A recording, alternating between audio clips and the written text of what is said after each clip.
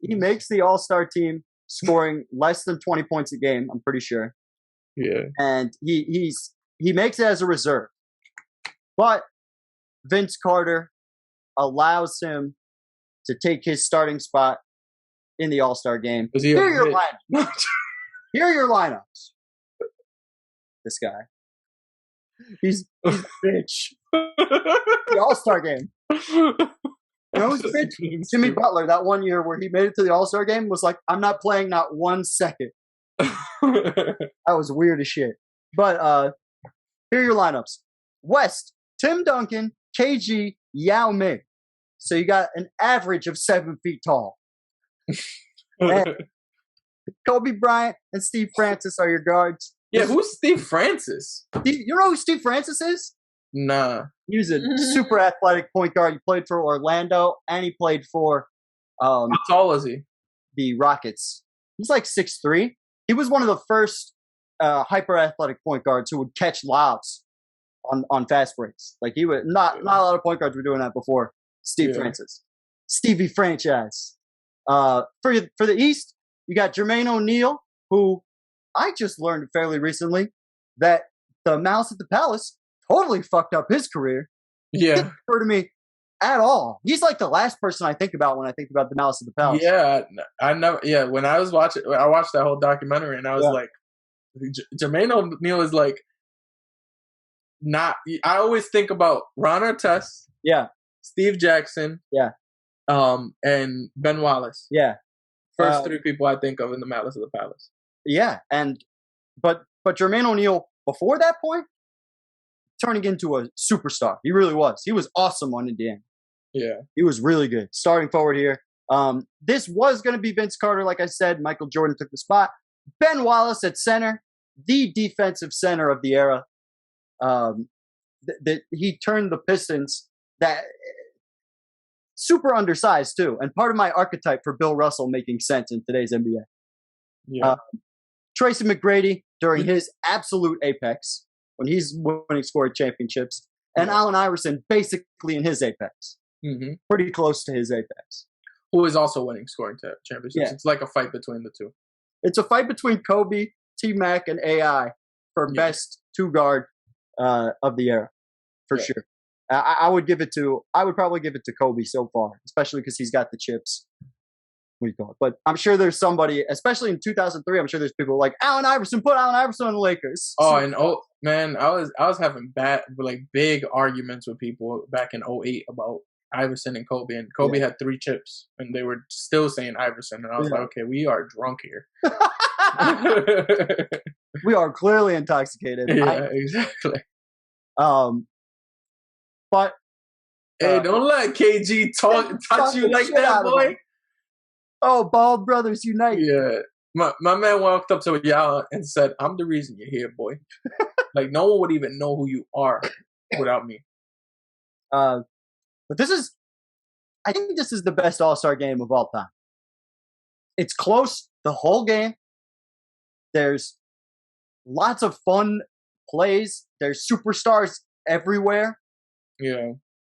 I'm pretty sure outside of Jermaine O'Neal, every single starter is in the Hall of Fame right now. And really? Oh wait, no, not Steve Francis either. But there's a lot of Hall of Famers between these two teams. Ben Wallace isn't either. No, he's in. He just there. He's in. Yeah. Ben Wallace is there, not Chauncey. Well, all right, I'm gonna. My bad. Hey, multi-time Defensive Player of the Year. But Chauncey's a Finals MVP, 2-time champion. Being the best player for 7 games is different than being the best defensive player for almost half a decade. Whatever. But this game comes down to the wire, as I said, 102, 104, 110. And Jordan's going to get 2 chances here at game winners. Down to them. Lots of fast break stuff.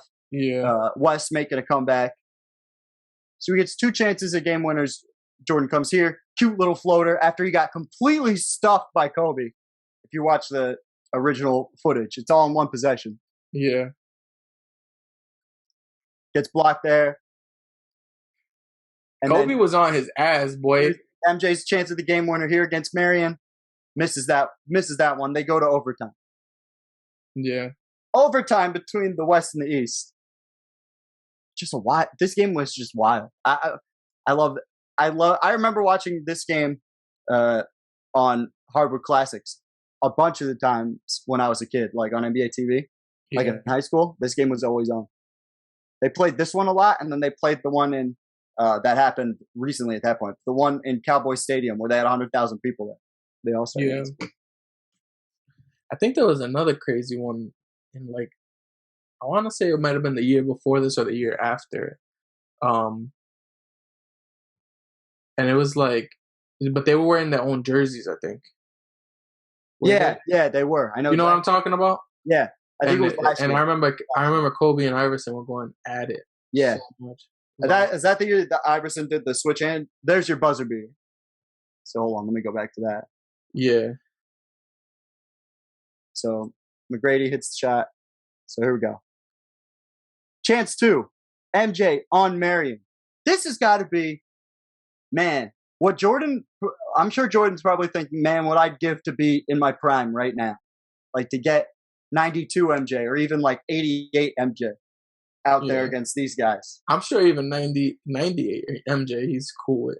Yeah, I feel like just a little bit of bounce left. Yeah. But comes down, perfect fadeaway, became patented at this point in his career. Didn't they call a foul though?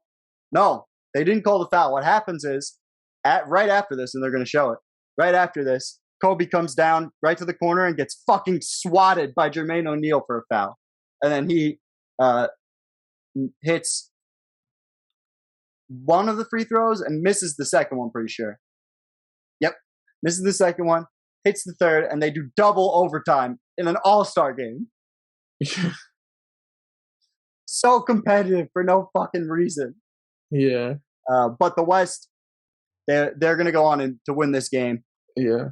But this is what shows you, like, there's the difference in the NBA now. Like, they changed the rules currently to make it so that the All-Star game doesn't last this long. You know what I mean? Yeah. Like, but crazy. People would be happy if this was how it was now. The reason why that All-Star game got switched wasn't because of time, but because for whatever reason, people were upset that the guys were having too much fun on offense. It's an All-Star game. Oh, yeah. No, they wanted it to be more competitive and less. Yeah, like this. This is competitive. Yeah, but this is more entertaining to watch to me than just them dunking and doing crazy shit all the time. To be honest, it's like that's why we have the dunk competition, the 3-point shooting. Like that's why we still have that in this All-Star game. It still exists in this game. It's there. There's still guys catching lobs and all kinds of fun fast break stuff. Yeah, during this game. But just to give you some perspective for pace in the era. 138 to 138 could easily happen in the NBA in this era. Like, it would be a high-scoring game for sure. But it takes double overtime in the All-Star game to get there in this era. Yeah. Absurd. Yeah, fucking absurd. Mariah Carey also sang to Michael Jordan wearing, like, this weird Wizards 23 dress. Yeah. Really could. With the shape of a sand, the sand. A time sand thing, my bad. The hourglass one? Hourglass, yeah, that's what it is, yeah. Fucking shape an hourglass figure, yeah. Makes fun of someone for not knowing math, but you don't know words. Who you?